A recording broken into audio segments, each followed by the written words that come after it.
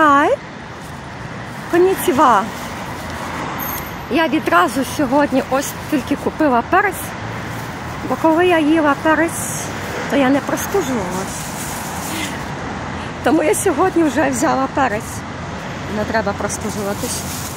І коли я його їла, весь рік я не простуджувалась. А тут місяць не поїла і простудилась. Так що я прямо на вулиці буду його їсти.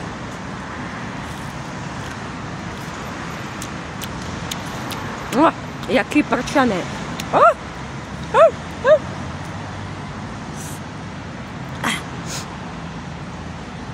Люди так подивились, посміхнулись.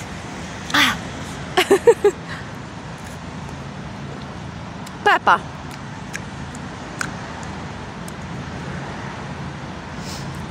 Health and sports. And Peppa. Like us?